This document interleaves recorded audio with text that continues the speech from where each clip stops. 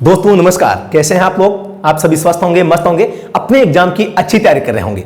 दोस्तों पेपर की खोपड़ी में छेद, आप सभी को पता है, हमेशा से जो हमारा है वो ये नारा रहा है, पेपर की खोपड़ी में छेद, पेपर की खोपड़ी में छेद। अब ये कैसे करना है, खोपड़ी में छेद। मैं एक चीज आपको बताना चाहूंगा, हमने एक 2 दिन पहले एक मैराथन क्लास ली थी लगभग 5 घंटे की। वो आपने नहीं देखी है तो उसका वीडियो के डिस्क्रिप्शन में लिंक है, आप उसको विजिट करके देख सकते हैं। दूसरी बात, उस क्लास को जिस बंदे ने देख लिया, उस क्लास को जिस बंदे ने देख लिया, वो भैया पेपर की खोपड़ी में छेद तो क्या, पेपर की खोपड़ी को फोड़ के आएगा। ये मेरा असर वादा करता है आपसे। यहां पर मैं आपको एक चीज बताना चाहता हूं, यहां पर जो आज की ये क्लास है, ये भी एक मैराथन क्लास होने वाली है। मैराथन क्लास है। थोड़ा सा मैं इंट्रोडक्शन बता देता हूं इस क्लास के बारे में। इस क्लास में हम यहां पर ऑब्जेक्टिव प्रश्न नहीं करने वाले हैं, लेकिन ऑब्जेक्टिव प्रश्नों की पेपर की खोपड़ी में जो छेद करने वाली ट्रिक होती है वो सीखने वाले हैं। ऐसा क्या है गुरुजी, यहां पर वो सारे फैक्ट है, ऐसे फैक्ट लेके आया हूं यहां पर जिनको पढ़कर आपका कोई भी प्रश्न गलत ना हो। हर चीज पढ़ेंगे वो यार। कभी कभी परमिट का रिन्यू 1 साल 5 साल, आरसी 30 दिन 60 दिन 90 14 45। अब देखो जैसे आ जाता है आरसी है, आरसी के बारे में 14 दिन का भी है, 30 दिन का भी है, 45 दिन का भी है, 60 दिन का भी है, 90 दिन का है। गुरुजी कौन सा याद करें, 365 दिन का भी मामला आ जाता है, 1 साल का भी आ जाता है, 5 साल का भी आ जाता है परमिट का। अब 1 माह है, 4 माह है, 4 से अधिक, 4 से कम, 1 से अधिक, 12 माह तक, 12 माह से अधिक, 1 साल, 5 साल, ये क्या मामला है। तो पूरी की पूरी जानकारी आज इस वीडियो में। आपका हर डाउट, राज सर को हर डाउट जो आपके मन में चलता है, क्योंकि राज सर आपके साथी हैं, तो जो चीजें आपके सामने समस्या आ रही है वो हर चीज आपको यहां पर आज हम सिखाने का वादा करते हैं। कंडीशन क्या है, कंडीशन क्या है पता है क्या, कंडीशन है इस वीडियो को केवल अंत तक देखना है। क्या करना है, इस वीडियो को केवल अंत तक देखना है, ध्यान से देखना है। साथ में एक दूसरी कंडीशन है, अपनी पेन और कॉपी पास में रखना है। रख लोगे क्या, कमेंट में बताओ, रखोगे नहीं रखोगे। आपके पास में अभी पेन कॉपी है या नहीं है, कमेंट सेक्शन में बता दो। और मजा आ रहा है नहीं आ रहा है। दोस्तों शुरुआत करते हैं। दोस्तों यहां पर ये केस ऐसी क्लास रहेगी जिनसे आपके काफी सारे डाउट क्लियर होने वाले हैं। जो बार बार हम जगह जगह पे कुछ भी पढ़ लेते हैं, वो चाहे आरसी, डीएल, फिटनेस, टेक्स, पीयूसीसी, अब इनके बारे में इतने प्रश्न बनते हैं, वो चाहे इनके नवीनीकरण का पूछ ले, अवधि का पूछ ले, फोरम का पूछ ले, धारा का पूछ ले, हर प्रश्न की खोपड़ी में आज हम छेद करेंगे। आज किसी को नहीं छोड़ने वाले हैं। कंडीशन एक है, ध्यान से आराम से इस क्लास को पूरा का पूरा देखना है। साथ में बता देना चाहता हूं, इस क्लास में हम केवल उन्हीं बातों की चर्चा करेंगे जो एग्जाम में आ सकती है। यहां पर किसी टॉपिक को हम विस्तार से नहीं जानेंगे, क्योंकि एग्जाम की घड़ी आ चुकी है। आपके सामने समस्या यह है कि यार कौन सी यूट्यूबर की, यहां पे मैं देखता हूं मार्केट में लगभग 10 12 20 25 50 60 चैनल बने हुए हैं जो तैयारी करवाते हैं। अब आपके सामने समस्या यह है कि मैं किसका देखूं। तो देखो ये आपका जो टाइम है, ये सबसे बड़ा अनमोल टाइम है। आपके लक्ष्य प्राप्ति के लिए आपको सबसे अच्छा प्लेटफॉर्म है, उसका सिलेक्शन करना है कि मुझे कहां से पढ़ना है। अब दर दर भटकोगे, अब मैं तो उसका देखा ना, इसका देखा ना, इसका देखा, वीडियो प्ले किया, एकदम 2 मिनट चला, 2 मिनट में यार कोई एक टीचर पढ़ा रहा है, उसका 2 मिनट का वीडियो देख के आप इसका मतलब इतना अनुमान लगा लेते हैं कि यार टीचर अच्छा नहीं है। इतनी अच्छी पावर, कैचिंग पावर आपकी, फिर तो भाई सैल्यूट है आपको। ऐसा नहीं होना चाहिए। आपको लगभग किसी भी क्लास में 10 से 15 मिनट टिकना चाहिए। मैं ये नहीं कहता मेरी क्लास में टिको आप, लेकिन मैं कहता हूं किसी भी एग्जाम में, किसी भी एग्जाम की तैयारी कर रहे हैं, किसी भी टीचर से पढ़ रहे हैं, तो उसका विश्लेषण करने के लिए आपको कम से कम उस क्लास की 15 से 20 मिनट देखनी पड़ेगी, तभी पता चलेगा इस क्लास में होता क्या है। आप शुरू में आए, 2 वर्ड सुने, बस स्किप कर दिया, ऐसा नहीं करना। आपका एग्जाम का टाइम है, काफी अनमोल है। खोपड़ी में छेद, खोपड़ी में छेद हम करके रहेंगे और इसको छोड़ेंगे नहीं किसी भी कंडीशन में। तो आज की इस क्लास में खोपड़ी में छेद वाली क्लास है। काफी ट्रिकों के साथ में हम हर एक चीज को सीखेंगे, हर एक चीज का डाउट आपका क्लियर करेंगे, कुछ भी पीछे नहीं रहने वाला है। शुरू करते हैं इस वीडियो को। तो दोस्तों बने रहिए, इसका कर सकते हैं। शुरू करते हैं आज की ये क्लास। सबसे पहली क्लास में हम यहां पे देखेंगे दस्तावेजों की अवधि के बारे में। सबसे बड़ा कंफ्यूजन होता है कि दस्तावेजों की अवधि किसकी क्या है। तो आरसी के बारे में बात करते हैं। आरसी के बारे में, यानी कि जो आरसी रजिस्ट्रेशन सर्टिफिकेट, कोई भी व्हीकल होता है बिना आरसी के प्रयोग नहीं किया जा सकता। आरसी की अवधि है वो 15 वर्ष होती है। मैं बात बता देता हूं आपको, यहां पे 2 व्हीकल होते हैं। एक आपका एलएमवी होता है, एलएमवी में भी निजी गाड़ी को मैं बात कर रहा हूं, तो निजी गाड़ी है, इनका 15 साल के लिए आरसी होता है और इसके बाद में 15 साल बाद में 5 साल के लिए जारी किया जाता है। अब आपको बस इतना याद रखना है। बात करता हूं मैं आपकी यहां पे सीवी की। सीवी यानी कॉमर्शियल जो व्हीकल होते हैं, परिवहन वाहन होते हैं, इनकी जो आरसी होती है अमूमन 15 साल के लिए जारी की जाती है, लेकिन स्पेसिफिक अब जो कुछ लोग जो होते हैं वो 10 साल बता रहे हैं। क्या बता रहे हैं? 10 साल बता रहे हैं। तो इनके पीछे थोड़ा सा एक रीजन है। अमूमन यहाँ पे 15 साल के लिए आरसी होती है और आपके पास में भी गाड़ी होगी और आपने भी देखा होगा कि वो 15 साल की हो गई है, फिर भी आरसी वही की वही पड़ी है और फिटनेस है उसका रिन्यू हो जाता है, टैक्स है उसका रिन्यू हो जाता है, आपको याद रखना है। लेकिन ये जो 10 साल क्या है, जो दिल्ली है, एनसीआर जो क्षेत्र है, वहां पे डीजल जो गाड़ियां हैं, डीजल की गाड़ियां हैं, इनके लिए अलग रूल है, पेट्रोल की गाड़ियों के लिए अलग रूल है। डीजल की गाड़ियों के लिए 10 साल के लिए ही आरसी दी जाती है। 10 साल से पुराने वहां पर आरसी नहीं, वो आरसी नहीं। पहली बात तो मैं आपको क्लियर कट कर देता हूं, जो आरसी है वो 10 साल के लिए जारी नहीं की जाती है। आरसी तो जारी हो गई है, ये जो सीवी व्हीकल है इनकी आरसी जारी हो गई है। अब इसकी कोई वैलिडिटी नहीं है जब तक आप इसका फिटनेस रखेंगे, जब तक आप फिटनेस सर्टिफिकेट आप इस गाड़ी का रहेगा तब तक ये आरसी आपकी जारी रहेगी। लेकिन मैक्सिमम ये मान लेते हैं 15 साल के लिए होती है, क्योंकि जो आपका ये जो एलएमवी या निजी जो गाड़ी है इसकी 15 साल के लिए होती है। तो इसीलिए हम मान लेते हैं कि भी सीवी की भी 15 होती है, लेकिन 10 वाला मामला थोड़ा गड़बड़ है। अब इसमें क्यों है? क्योंकि जो सीवी की जो आरसी होती है वो दिल्ली में डीजल इंजन के लिए 10 साल के लिए, 10 साल से पुराना वाहन वहां पर प्रयोग नहीं होगा, ऐसा लिखा गया है, न कि आरसी का कोई उल्लेख है। तो इसलिए ये 10 साल वाला भी केवल फिटनेस का है। कभी 10 साल के बाद में किसी डीजल इंजन को वहां पे फिटनेस का प्रमाण पत्र जारी नहीं किया जाएगा। और आप सभी जानते हैं जो आपकी आरसी होती है किसकी? सीवी की, यानी कि कॉमर्शियल व्हीकल की सीवी की जो आरसी होती है तभी तक वैलिड रहती है जब तक आपका एफसी रहता है, यानी कि जब तक फिटनेस सर्टिफिकेट है तब तक ही आरसी वैलिड रहेगी। तो जब फिटनेस जारी नहीं किया जाएगा आरसी जारी नहीं की जाएगी। इसलिए कहता हूं सीवी व्हीकल के लिए आरसी की कोई वैलिडिटी नहीं है, न तो 5 साल है न 10 साल है, 15 साल मैक्सिमम मान सकते हैं, क्योंकि यहां पे जो निजी गाड़ी की है उसकी भी 15 साल के लिए जारी की जाती है। तो यहां पे अगले पॉइंट पे चलते हैं। यहां पे फिटनेस प्रमाण पत्र, सबसे पहली बात तो धारा 56 जो है इसमें यह लिखा गया है हर वाहन का फिटनेस चाहिए होगा। विशेष रूप से परिवहन वाहन का प्रयोग आप तब तक नहीं करेंगे जब तक उसका फिटनेस प्रमाण पत्र नहीं होगा। फिटनेस प्रमाण पत्र को दोस्तों फॉर्म संख्या यहां पे 38 में जारी किया जाता है। और दोस्तों यहां पर भी 2 मामले हैं, एक निजी गाड़ी है और एक यहां पे परिवहन गाड़ी है। इन दोनों में थोड़ा सा अंतर है, आपको सीखना है। निजी गाड़ी के लिए बात करता हूं, फिटनेस 15 साल के लिए, दूसरी बार में 5 साल के लिए, जिस प्रकार से आपकी आरसी थी वही प्रकार है।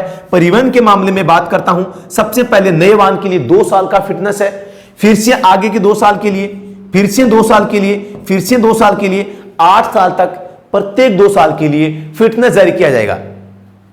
अच्छा, फिटनेस 2+2, बिल्कुल भाई साहब जीतू राठी जी, बिल्कुल आप सही कह रहे हैं। यहां पे इसके बाद में 8 साल के बाद में 8 वर्ष बाद की बात करते हैं तो यहां पे 1 साल क्या हो जाएगा, 1+1+1 वाला रूल है वो चल जाएगा।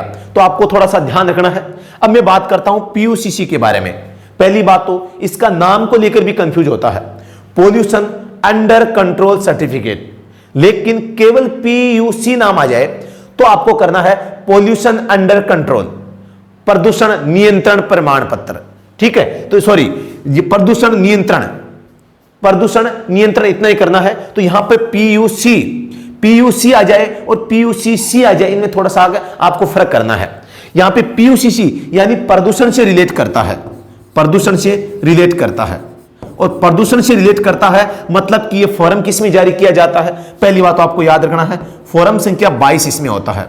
ठीक है, इसके अलावा अवधि की बात करते हैं तो यहां पे पीयूसीसी 2 कंडीशन है।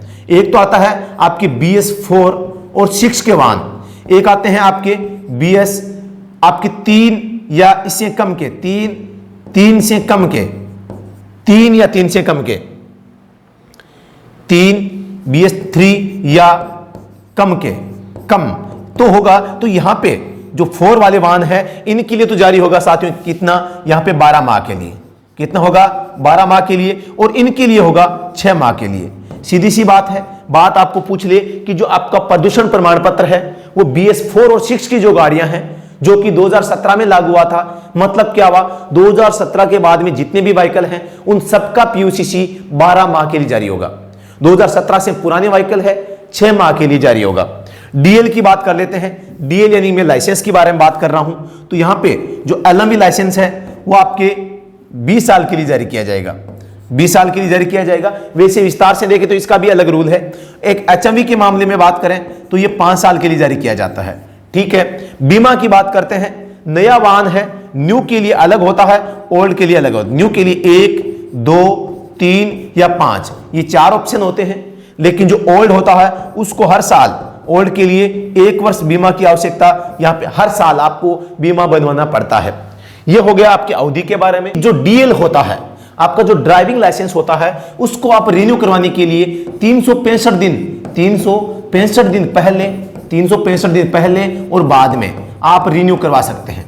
यानी कि जो 2019 में नियम था, जो 30 दिन का, 1 साल का, 5 साल का, वो हटा दिया गया है। अब आप केवल अपनी जो डीएल है उसको 365 दिन, एक्सपायर होने से 365 दिन यानी 1 साल पहले एडवांस रिन्यू करवा सकते हैं, 1 साल बाद भी रिन्यू करवा सकते हैं।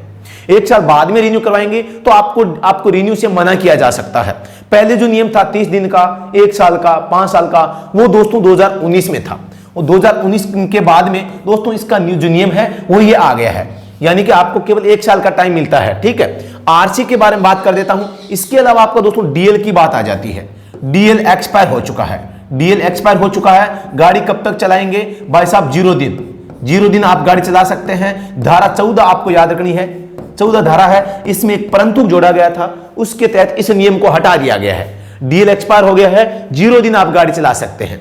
आरसी की बात करते हैं। आरसी को दोस्तों आप 60 दिन पहले एडवांस रिन्यू करवा सकते हैं, ठीक है। तो यहां पे परमिट की बात करते हैं, तो परमिट आप 15 दिन पहले एडवांस में रिन्यू करवा सकते हैं, 15 दिन पहले, ठीक है। यहां पे बीमा की बात करते हैं तो आप इसको 30 दिन पहले एडवांस रिन्यू करवा सकते हैं। तो इनके बारे में आपको थोड़ी थोड़ी जानकारी है वो रखनी है। तीनों चारों की देखो, चारों की क्या है, अलग अलग दे रखी है, इसलिए कंफ्यूज होता है स्टूडेंट्स को। तो नवीनीकरण के बारे में आपने सीखा है। यहां पे दस्तावेज की फॉर्म की बात करता हूं। फॉर्म सबसे पहले आरसी यानी कि रजिस्ट्रेशन सर्टिफिकेट। आप अगर न्यू आवेदन करते हैं फॉर्म 20 भरते हैं। जारी किस में होता है? जारी फॉर्म संख्या 23 में होता है, ये 23 में हो गया। रिन्यू किस में होता है? रिन्यू आपके 25 में हो गया। ये जो इंपॉर्टेंट है वही आपको याद रखने हैं। आप इसके अलावा जो आपकी एनओसी होती है, एनओसी का याद कर लो। एनओसी फॉर्म संख्या 28 में होती है। वाहन बेचने पर कौन से काम में आते हैं? बेचने पर 29 और 30 काम में आते हैं।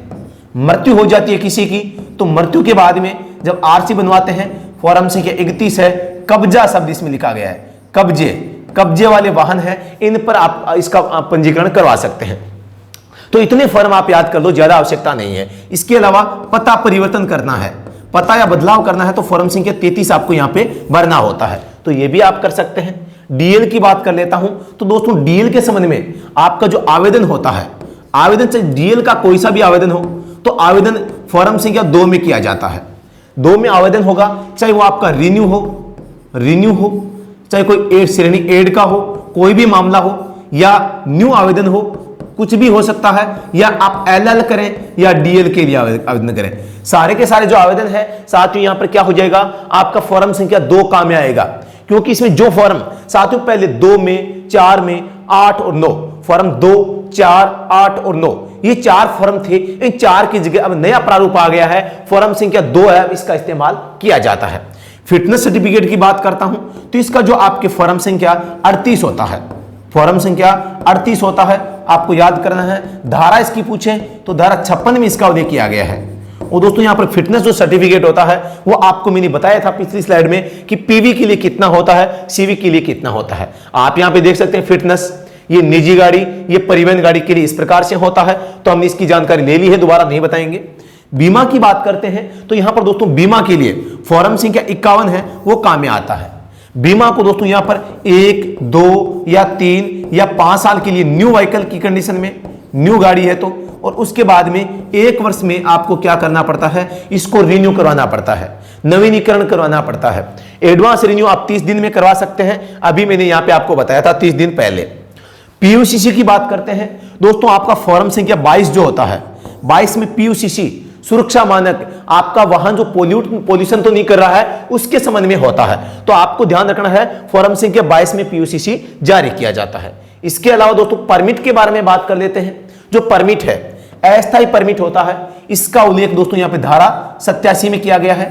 जो आपका यहां पर 1 माह से 1 माह न्यूनतम, यहां पर थोड़ा सा ध्यान रखना है, 1 माह तो न्यूनतम होता है और अधिकतम 4 माह है, अधिकतम ये क्या हो जाएगा, अधिकतम हो जाएगा। तो इसको थोड़ा सा आपको ध्यान रखना है।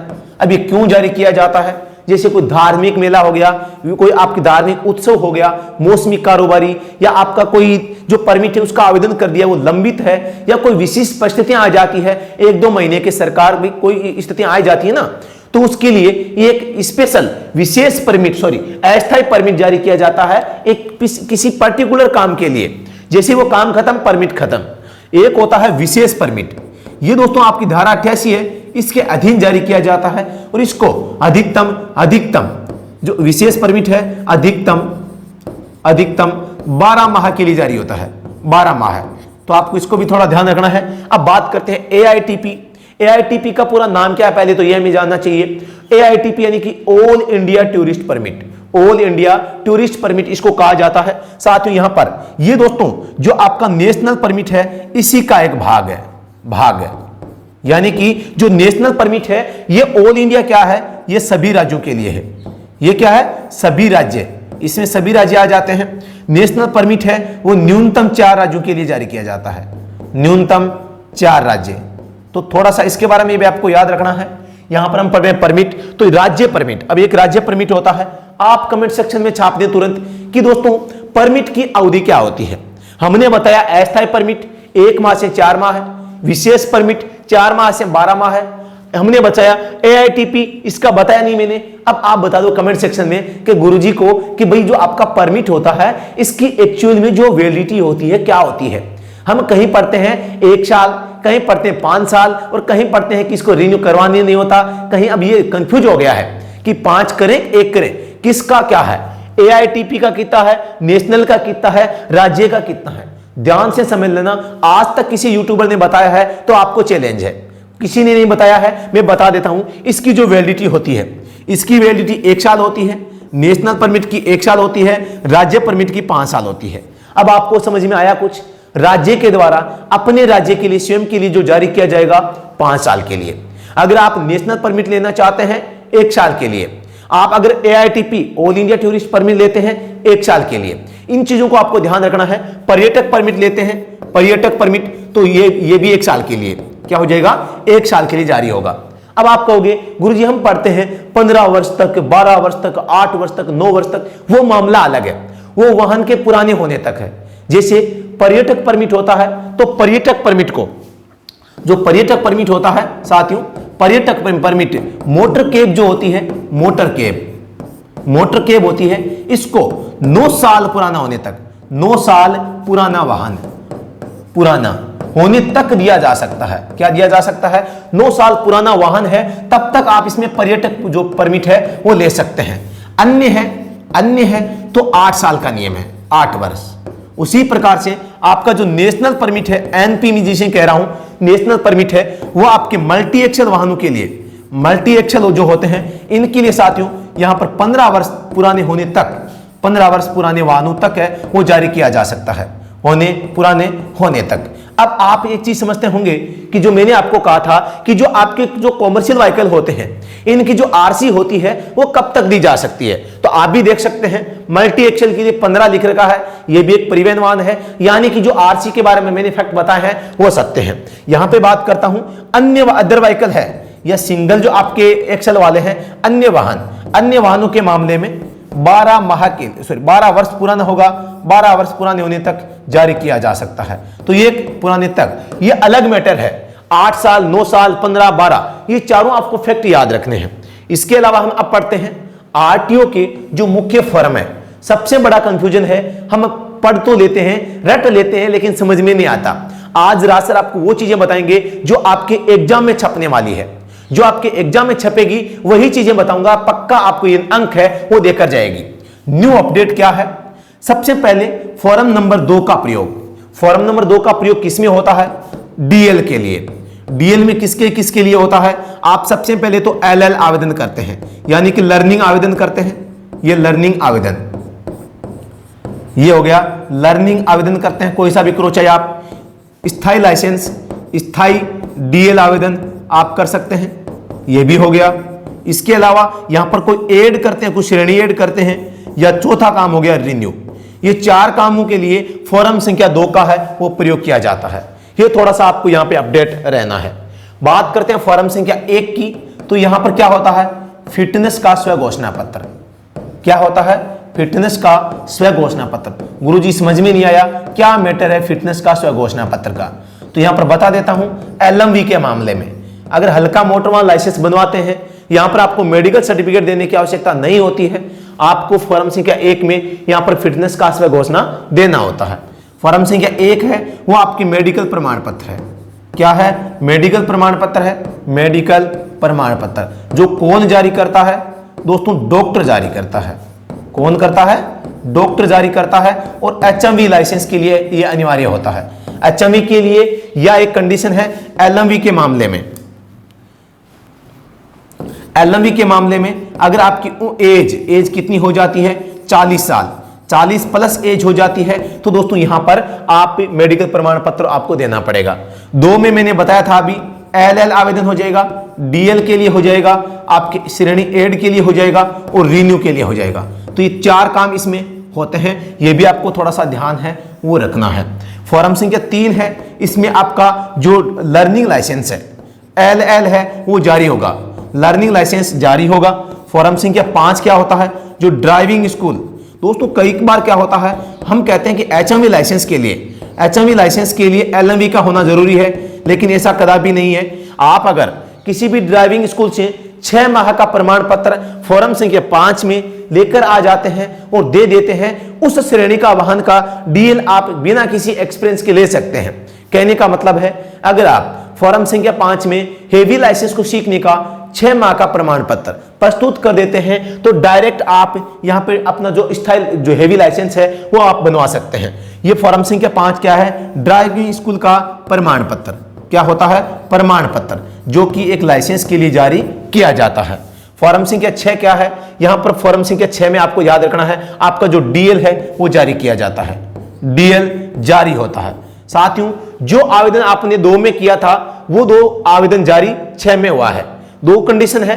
2 में अगर एलएल जारी आपने आवेदन किया था तो 3 में जारी होगा।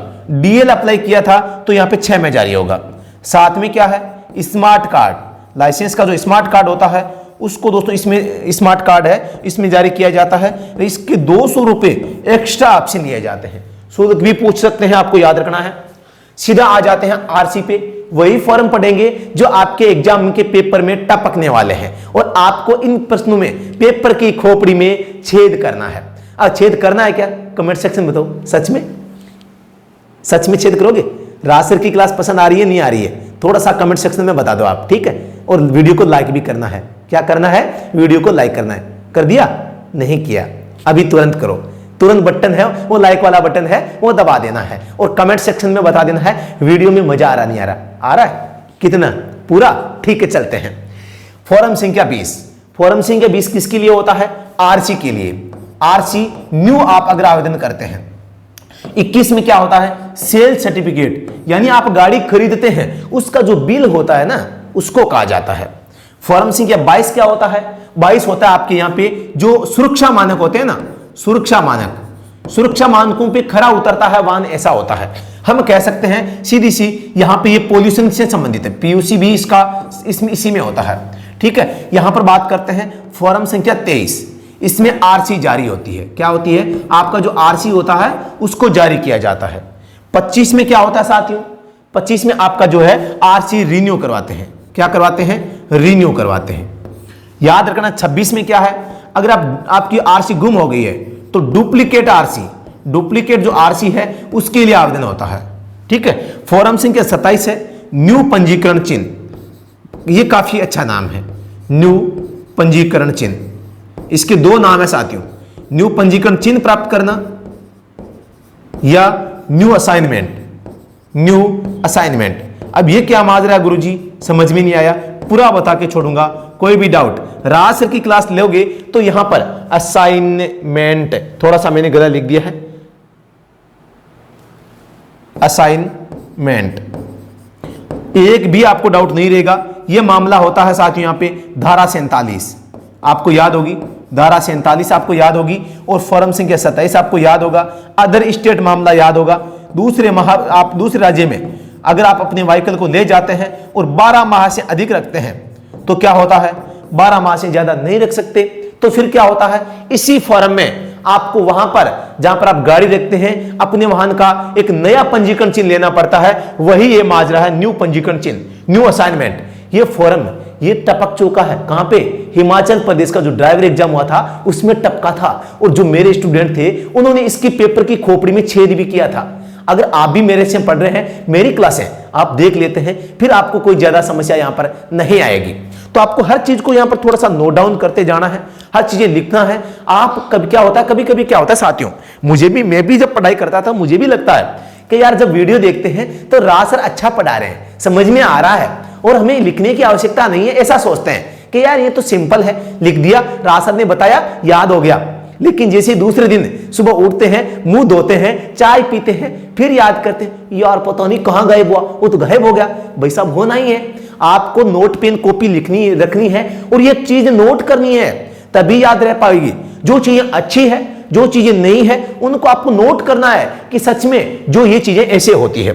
फॉर्म 28 है, एनओसी होता है। अभी एनओसी क्या होता है, अनापत्ति प्रमाण पत्र, नो ऑब्जेक्शन सर्टिफिकेट। अब इसका काम क्या है, काम केवल और केवल एक है, जब आप अपना आरसी किसी दूसरे स्टेट में जाके नया बनवाते हैं, यानी कि या आप जो आपका माना है कि एक जगह वाहन पंजीकरण है, आप इस वाहन पंजीकरण को आप बदलवा कर किसी दूसरे को बेचना चाहते हैं और वो आपका अधिकारी अलग है, उस कंडीशन में एनओसी चाहिए होती है कि भैया मैं इसका आरसी बना रहा हूं तो आपके पास में ये पहले से रजिस्टर्ड है, तो आपके कोई दिक्कत तो नहीं है ना, मतलब आपको कोई ऑब्जेक्शन तो नहीं है। तो वो होता है एक अनापत्ति प्रमाण पत्र, अनापत्ति यानी कि मुझे कोई आपत्ति नहीं है।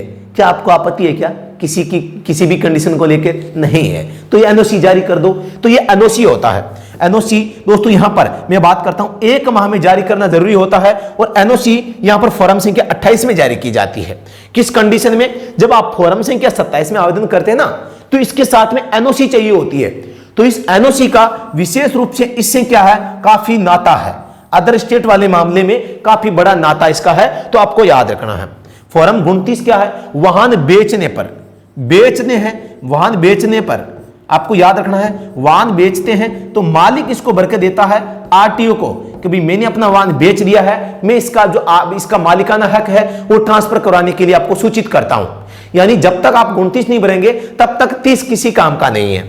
आगे बढ़ते हैं, फॉर्म 30 आप जानते हैं ये भी बेचने पर है, लेकिन इस पे साइन किसके होंगे, बेचने पर, इस पे दोनों के होंगे, सेल करने वाला और परचेज करने वाला, दोनों के साइन इस पे होते हैं।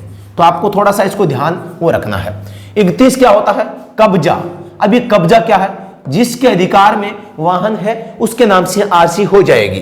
कब्जे का मतलब है आपके अगर कोई मतलब कि वाहन के मालिक की मृत्यु हो जाती है, मृत्यु के बाद में जो इस वाहन को रखेगा उसके नाम पे कर देंगे, लेकिन वो होना चाहिए परिवार का। ऐसा नहीं है कोई आदमी किसी की मृत्यु हुई आप उस वाहन को उठा ले आए घर पे कि भाई साहब ये देखो गाड़ी मेरे पास में, कब्जा मेरा है, ऐसा नहीं है।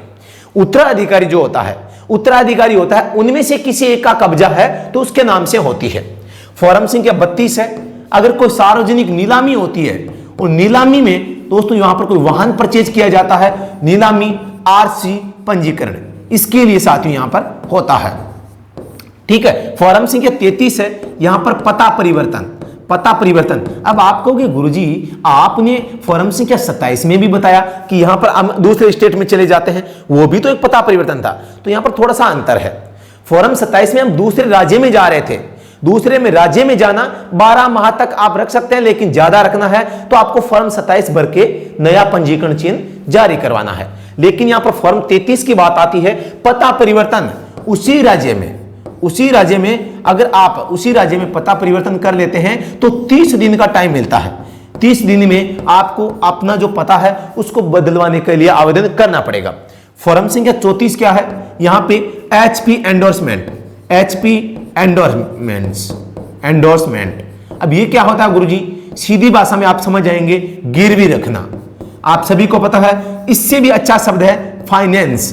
अब आप समझिए गुरुजी पक्का छपेगा और पक्का समझ में आ गया। हिमाचल प्रदेश में यह छपा था कि फॉर्म संख्या 34 है, इसमें कौन कौन साइन करेगा, कमेंट सेक्शन में छाप दो। जो फाइनेंस का फॉर्म 34 है इसमें कौन कौन साइन करता है, किसके किसके, परिवहन अधिकारी, वाहन का मालिक, वाहन को खरीदने वाला, बेचने वाला या आपके जो फाइनेंस करने वाला, इन सभी में से फॉर्म संख्या 34 में मैंने 5-6 एग्जांपल दे दिए हैं आपको कंफ्यूज करने के लिए, और कंफ्यूज करेंगे तभी भैया आप सीखेंगे। आप सीखेंगे नहीं फिर भी हम सिखा के छोड़ेंगे, क्योंकि कंडीशन एक है, आपको हमारा वीडियो देखना पड़ेगा। कमेंट सेक्शन में छाप दे मजा आ रहा है नहीं आ रहा है। फॉर्म संख्या 35, ये जो एचपीआई एंडोर्समेंट है इसकी समाप्ति, यानी 34 में तो हमने क्या किया, 34 में तो हमने इसका मतलब कि समझौता किया कि ये कंडीशन हमें पैसे चाहिए, हमें लोन दे दो 34 में तो, लेकिन 35 में हम जैसे ही कंडीशन पूरी करते हैं, पूरा लोन चुका देते हैं, तो इसकी समाप्ति का फॉर्म होता है। फॉर्म 38 है वो आपकी फिटनेस का होता है, आप सभी जानते हैं, कई बार बता दिया मैंने। फॉर्म संख्या 45, अब जो फॉर्म आ रहे हैं वो परमिट से संबंधित है, ध्यान से समझ लेना, टपक सकता है। यहां पे जो फॉर्म संख्या 45 है वो परमिट के लिए आवेदन होता है, किसके लिए, पर्यटक। पर कुछ परमिट के लिए स्पेशल फॉर्म होते हैं जिनके बारे में आपको परमिट का स्पेशल रूप से थोड़ा सा ध्यान रखना है, ट्रिक के साथ पढ़ेंगे। सबसे पहली बात, फॉर्म संख्या जो 45 होता है वो किसके लिए होता है, इसको हम पीए फॉर्म भी बोला जाए, पीए यानी कि पर्यटक परमिट आवेदन, पर्यटक परमिट आवेदन इसको कहा जाता है। अब इसको याद कैसे करेंगे, पीए का मतलब पर्यटक अप्लाई, आप ऐसे याद कर लेना, पर्यटक परमिट के लिए आवेदन करते हैं पीए फॉर्म 45 में। फॉर्म संख्या 46 पीएनए, यानी कि ये हो गया पर्यटक ओब्लिक राष्ट्रीय, यानी कि नेशनल जो परमिट है उसके लिए आवेदन। ये केवल आवेदन हो रहा है, जारी नहीं हो रहा साथियों। यहां पे इसको देखो, पर्यटक पी एन यानी नेशनल, ए यानी आवेदन, आपको याद करना है। फॉर्म 47 है पीएनआई। अब ये क्या मामला है गुरुजी, तो ये पर्यटक और राष्ट्रीय, पर्यटक और जो राष्ट्रीय परमिट है इसके लिए जारी किया जाएगा, इश्यू किया जाएगा, यानी पर्यटक नेशनल इश्यू, यानी पर्यटक परमिट या राष्ट्रीय परमिट है उसको जारी किया जाएगा। 48 क्या है, यहां पे जो आपका राष्ट्रीय परमिट है, जो राष्ट्रीय परमिट है उसको जारी किया जाएगा, राष्ट्रीय परमिट जारी। तो इन सभी के बारे में जारी थोड़ा सा आपको ध्यान रखना है। इसके अलावा दो स्पेशली फॉर्म आ जाते हैं, एक आता है आपके कौन सा, LLD, lost of driving licence, यानी कि थोड़ा सा आपको इसके बारे में भी सीखना है, लॉस और destruction of the driving licence, loss और destruction of driving licence. LLD form किससे संबंधित है, डीएल अगर खो जाता है, क्या हो जाता है, खो जाता है, तो आपको एलएलडी फॉर्म भरना पड़ता है। एक पी टेम्प होता है, पी टेम्प आपको याद रखना है, एक तो था पी टेम्प, एक टी टेम्प पी। अब इसमें आपको थोड़ा सा ध्यान रखना है दोस्तों, इसमें कंफ्यूज हो जाते हैं आप कभी कभी। जो आपका जो मतलब कि जो आपका ये जो परमिट टेम्परेरी परमिट होता है, अस्थायी परमिट जिसे कहते हैं, अस्थायी परमिट, तो ये इसके लिए होता है, अस्थायी परमिट के लिए।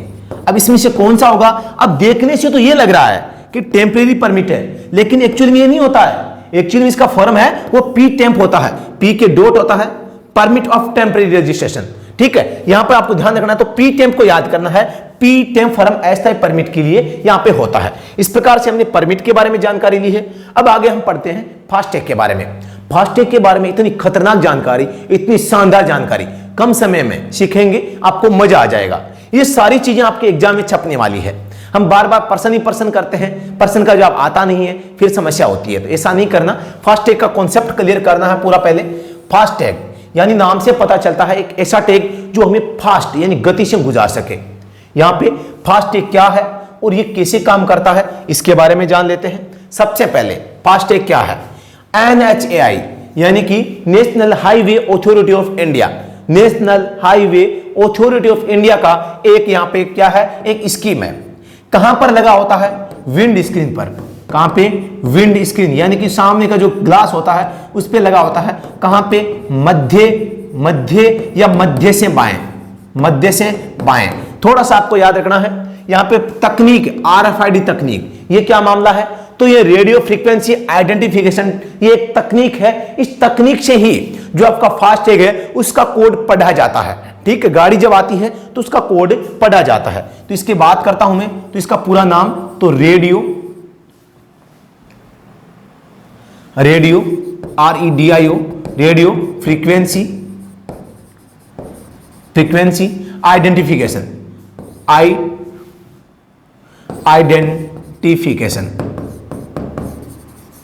तो ये थोड़ा सा आपको याद रखना है, इसका नाम रखना है।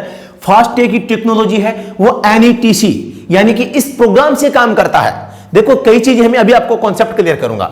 National electronic toll connection, national electronic toll connection ये क्या है? ये पेमेंट कलेक्शन का माध्यम है। क्या है? पेमेंट कलेक्शन का माध्यम। अभी मैं सारी चीजें बताऊंगा। इलेक्ट्रॉनिक रूप से कलेक्ट करना इसका प्रमुख उद्देश्य। किसे कैसे रूप में? इलेक्ट्रॉनिक रूप से, यानी सीधा का सीधा खाते से खाते में, कोई लेन देन यहां पे नहीं है। पेमेंट सिस्टम क्या है? NETC, और इसे NPCI चला रहा है। अब ये क्या मामला आ गया? अब तो गुरुजी आपने पूरा कंफ्यूज कर दिया, अभी बताएंगे। फास्टैग कहां पर मिलता है? फास्टैग बूथ या आपके विभिन्न जो ऑनलाइन प्लेटफॉर्म है, फ्लिपकार्ट है, अमेजोन है, पेटीएम है, ये इन पे आप इनसे परचेज कर सकते हैं। यहां पे सबसे पहले मैं बात करता हूं फास्टैग की। फास्टैग पूरा का पूरा माजरा समझेंगे, आपको थोड़ा सा ध्यान से देखना है। आपने नाम सुना है NHAI, national highway authority of India. इसने इसको लॉन्च किया है, स्कीम को लागू करने का प्लान किया, मूड बनाया, और ये इसने मूड बना के इसको लागू भी कर दिया। तो काम किसको सौंपा? काम सौंपा NPCI को। NPCI क्या है? National payment corporation of India, national payment corporation of India. अब इसने एक प्रोग्राम बनाया। क्या बनाया? प्रोग्राम बनाया। ये प्रोग्राम बनाया। इस प्रोग्राम का क्या नाम है? इस प्रोग्राम का नाम है NETC। ये क्या करता है? इस स्कीम से काम इसका था, इसने इसको नियुक्त किया, इसने एक प्रोग्राम बना के इसके माध्यम से पेमेंट कलेक्ट किया। ये तो केवल पेमेंट कलेक्शन का है साथियों। अब मैं बात बताता हूं। फिर ये RFID क्या है? RFID ये एक प्रकार का रीडर है। क्या है? रीडर है। और ये क्या रीड करता है? जानकारी रीड करता है। जानकारी किसकी? व्हीकल की। साथ ही यहां पर ध्यान देना है, जैसे आपका वाहन गया तो तुरंत क्या हुआ? ये एक्टिव हुआ। आपकी गाड़ी पे क्या लगा है? फास्टैग लगा है, उस पे एक बार कोड है, और ये इस बार कोड को क्या कर लेता है? बार कोड को पढ़ लेता है, और पढ़ के इस व्हीकल की जानकारी किसको दे देता है? इसको दे देता है कि भाई साहब ये गाड़ी आई है और इसका ये जानकारी इसकी इस प्रकार से है। अब आप इसका पेमेंट है वो इसके अकाउंट से छीन लो, निकाल लो और अपने अकाउंट में डाल दो। ये काम कौन करेगा? ये NETC करेगा। तो यहां पर थोड़ा सा इसको आपको समझने का प्रयास करना है। एक आता है, देखो यहां पे ये जो कंडीशन भी बताई गई है, यहां पर ये आपका रियर व्यू मिरर है और यहां पे ये फास्टैग लगा है। तो फास्टैग हमेशा बाईं साइड में, लेफ्ट साइड में लगता है, या तो मध्य में या मध्य से थोड़ा सा लेफ्ट साइड में। यहां पे आपको बात करनी है, ये नाम आया है IRVM को इनसाइड रियर व्यू मिरर कहा जाता है। Inside rear view mirror. FASTag के संबंध में फैक्ट आपको याद रखने हैं जो सबसे ज्यादा इंपॉर्टेंट है। शुरुआत कब होती है? 2014 में मुंबई से होती है। फास्टैग के संबंध में, फास्टैग एक्चुअल में है क्या? ये इलेक्ट्रॉनिक राहदारी संग्रहण व्यवस्था। ये शब्द आपको याद रखना है, इलेक्ट्रॉनिक राहदारी संग्रहण व्यवस्था, आपको नाम याद रखना है। आगे मैं बात करता हूं, यहां पे भारत का राष्ट्रीय राजमार्ग प्राधिकरण यानी कि NHAI, ये इसी की देखरेख में काम चल रहा है। साथ ही मैं बता देना चाहता हूं, अगर आप दिल्ली ब्रिज ड्राइवर एग्जाम की तैयारी कर रहे हैं और आप हमारा अगर बैच ज्वाइन करना चाहते हैं 15 घंटे में पूरा कोर्स आप अगर रिपीट करना चाहते हैं, 15 घंटे में आपका पूरा course revise objective, one liner, best notes आपको दिए जाएंगे PDF के माध्यम से। तो आप 15 घंटे का तो वीडियो है, 15 घंटे का वीडियो है और 4 घंटे की PDF नोट्स है। आप इतने या तो वीडियो देख लें या आप इसके PDF नोट्स देख लें। अगर आप इतना देख लेते हैं, आप गारंटी से अपने एग्जाम है उसको क्रैक कर सकते हैं। ये रासर का आपसे वादा है। उसमें न तो टेक्निकल छोड़ा है, न ड्राइविंग पार्ट छोड़ा है, न मोटर बाइक एक्ट छोड़ा है, कुछ भी नहीं छोड़ा है। लगभग आपको यहां पर 90 टॉपिक जो हमने कोर्स में करवाए थे, सारे के सारे टॉपिक रिवाइज करवाएंगे। सारे जो आपके ऑब्जेक्टिव है वो रिवाइज करवाएंगे। बेस्ट वन लाइनर आपको देंगे ताकि कम समय में आप इसको सीख सकें। तो ये अगर आप प्राप्त करना चाहते हैं तो आप हमारा जो ऐप है स्टडी एट होम जो ऐप है इसको डाउनलोड कर सकते हैं। डाउनलोड करके इसके अंदर हमारा जो क्रैश कोर्स चल रहा है इसे ज्वाइन कर सकते हैं साथियों। क्रैश कोर्स, और क्रैश कोर्स क्या है? एक ऐसा कोर्स है जिसमें आपको फटाफट 15 घंटे में पूरा कोर्स करवाया जाएगा। तो आपको याद करना है थोड़ा सा इसके बारे में। यहां पर मैं बताता हूं फास्टैग का अर्थ क्या है। फास्टैग का अर्थ है जल्दी निकलना, जल्दी जल्दी निकलना, या आप इसको कह सकते हैं। एक फास्टैग की अवधि कितनी होती है? 5 वर्ष इसकी अवधि होती है। 5 साल के लिए लगभग ये चल जाता है, ठीक है। डिजिटल टैग होता है, यानी कि डिजिटल रूप से काम करता है, फिजिकली मैन्युअली कुछ भी नहीं करना पड़ता। फास्टैग टोल कलेक्शन का डिजिटल माध्यम है। क्या है? एक टोल कलेक्शन करने का डिजिटल प्लेटफॉर्म है, माध्यम है। फास्टैग के महत्वपूर्ण तथ्य, फास्टैग का ध्येय वाक्य क्या है? इजी टू कर्स, यानी कि आसानी से निकल जाओ। कर्स यानी क्या होता है? आगे निकलना। इजी यानी आसान गोइंग से। फास्टैग के प्रकार के बारे में पूछ लेता हूं। यहां पे मैं आपको ट्रिक बताऊंगा, वो ट्रिक काम करेगी। फास्टैग के प्रकार, सबसे पहले फास्टैग से छूट किन किन वाहनों को है? तो छूट यहां पे एमसी मोटरसाइकिल, 2 पहिया मान सकते हैं, 3 पहिया वाहन जो होते हैं उनको मान सकते हैं, ट्रैक्टर को मान सकते हैं। इन चीजों को यहां पर इनसे छूट दी गई है, ये याद कर लेना। वाहन की श्रेणियों की बात करते हैं। फास्टैग 2 प्रकार का है, श्रेणी 2 प्रकार की है, एक एम है और एक एन है। ये 2 प्रकार के फास्टैग होते हैं। सबसे पहले श्रेणी, वाहन श्रेणी एम की बात करते हैं, तो ये आपके किसके? पीवी व्हीकल है, यानी कि निजी वाहन। किसके लिए? इसको मैं मिटा देता हूं, इसका कोई यहां पर औचित्य नहीं है। पीवी वाहन, पीवी या निजी जो वाहन होते हैं उनके लिए होता है निजी वाहन। और इनका जो फास्टैग होता है वो बैंगनी रंग का होता है। कैसा रंग का होता है? बैंगनी रंग का होता है। ये भी आपको थोड़ा ध्यान रखना है। यहां पे बात करते हैं वाहन की श्रेणी एन। एन को कुल 6 भागों में बांटा गया है। गुरुजी ये कैसे याद करेंगे? इसकी भी ट्रिक बता दूंगा। सबसे पहले हम एक एक करके इनको याद कर लेते हैं। सबसे पहला है हल्का मोटरयान, एम श्रेणी का है और बैंगनी रंग का है। बैंगनी रंग का है और निजी वाहन का है। यह आपको थोड़ा सा याद रखना है, निजी वाहन, ठीक है। यहां पे हल्के परिवहन वाहन की बात करते हैं, तो यहां पे एक ट्रिक काम करती है, OGYPB,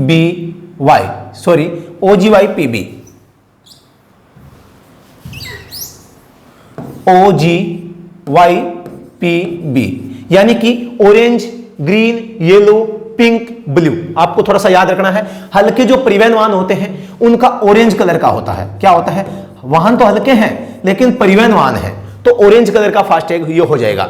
2 एक्सल या बस या ट्रक होते हैं, 2 एक्सल की बात हो रही है, तो यहां पर किसका हो जाएगा? जी, यानी कि हरे कलर का हो जाएगा, हरे रंग का हो जाएगा। 3 एक्सल वाहन है, वो क्या हो जाएगा? वाई, यानी कि पीले कलर का हो जाएगा, ठीक है। यहां पे 4 से 6 एक्सल की बात करते हैं, तो उसके बाद में पिंक आया है, यानी गुलाबी कलर का हो जाएगा। पिंक या गुलाबी जो भी आप कहें। और इसके अलावा लास्ट का बचा 7 या 7 एक्सल से ज्यादा, तो यहां पे OGYPB यानी ब्लू कलर, यानी नीला कलर, ब्लू यानी कि नीले कलर का इसका हो जाएगा। एक बचता है कंस्ट्रक्शन या निर्माण कार्य में जो लगे होते हैं, निर्माण कार्य में लगे होते हैं, उनका काले रंग का होता है। क्या होता है? काले रंग में, यानी कि ब्लैक कलर में होता है। तो ये भी थोड़ा सा आपको ध्यान रखना है। इसके अलावा इसकी ट्रिक की बात करता हूं। यहां पे ट्रिक थी हमारी क्या? OGYPB। ये ट्रिक आपको याद कर लेना है। अब गुरुजी इसका मतलब क्या है? सबसे पहले आपको पता है LMVT, यानी कि हल्के मोटर वाहन लाइसेंस, जो परिवहन गाड़ियां होती वो होती है। फिर ये 2 एक्सल होती है। 2 के बाद क्या आता है भैया? 3 आता है, तो ये 3 एक्सल कर दो, 3 एक्सल हो गए। 3 के बाद में 4 आता है, 4 से 6 एक साथ कर दो, ये 4 से 6 एक साथ हो गए। इसके बाद में 7 एक्सल कर दो, ये 7 हो गया। ये क्रम से बढ़ रहा है ना। ये LMV हल्के परिवहन वाहन, फिर में 2 एक्सल, 3, 4 से 6, 7। अब देखो ये जो आपका O था, मैं इसको यहां लिखता हूं। कहां लिखता हूं? OGYPB। O क्या था? ऑरेंज था, ये ऑरेंज हो गया। G क्या था? ग्रीन था। Y क्या था? आपके येलो था। P क्या था? पिंक यानी गुलाबी था। ब्लू क्या था? यानी नीला था। अब देखो इसमें कैसा होगा? ऑरेंज होगा, ऑरेंज होगा। O से ऑरेंज हो गया, G से हरा हो गया, 3 एक्सल Y यानी पीला हो गया, ये पीला हो गया। और आपके इसमें 4 में क्या है? P यानी ब्लू, पिंक है यानी गुलाबी, क्या हो जाएगा? पिंक यानी गुलाबी हो जाएगा। और यहां पे 7 एक्सल में B ब्लू यानी नीला हो जाएगा। अब बताओ क्या समस्या है? एक भी हमने छोड़ा नहीं है, सारे सीख लिए, कुछ भी आसान मतलब कि हार्ड नहीं है। बस ये नाम याद रखना है, OGYPB। ट्रिक ये छोटे से बड़े की ओर बढ़ाना है, छोटे से बड़े की ओर बढ़ाना है। और ये ट्रिक OGYPB बस याद कर लेना थोड़ा सा, ठीक है। तो यहां पर हम इसके बारे में ऑफिशियल जानकारी भी देख सकते हैं। ये वॉयलेट यानी कि बैंगनी कलर का है, रंग चेंज कर देता हूं थोड़ा सा मैं। हाँ, तो ये वॉयलेट बैंगनी कलर का है कार, जीप, वैन के लिए। ये ऑरेंज आपके मिनी बस के लिए, 2 एक्सल लाइट व्हीकल के लिए, ये आपकी 2 एक्सल बस और ट्रक के लिए ग्रीन हो गया। यहां पे जो आपके हैं येलो, 3 एक्सल के लिए येलो हो गया, 4 से 6 एक्सल के लिए पिंक हो गया, और ये 7 और एबो एक्सल के लिए स्काई ब्लू हो गया। और यहां पे 4 HCM heavy construction machinery black हो गया, EME earth moving machinery and JCP, तो इसके लिए भी ब्लैक हो गया। तो इस प्रकार से काफी अच्छी जानकारी यहां पर आपने सीखी है। कुछ अन्य फैक्ट और देख लेते हैं। टोल नाके पर समय नहीं लगेगा, ईंधन की बचत होगी। लाभ क्या है फास्टैग के, ये पढ़ रहे हैं हम साथियों। यहां पे समय खराब नहीं होगा, टोल पर जाम नहीं लगेगा, फर्जीवाड़ा रोक सकेंगे, नकदी पैसे नहीं देने पड़ेंगे, टोल कंपनी टैक्स नहीं चुरा पाएगी, टोल पर कर्मचारियों की आवश्यकता कम हो जाएगी, टोल कलेक्शन में समय व्यतीत नहीं होगा। इस प्रकार के लाभ हैं। यहां पर कुछ महत्वपूर्ण फैक्ट है जिनके बारे में आपको पता करना है। IHML Indian highway management limited, NHAI इसी ने लागू किया था, सभी को पता क्या है, national highway authority of India. NETC ये क्या है, एक टोल कलेक्शन का प्रोग्राम है।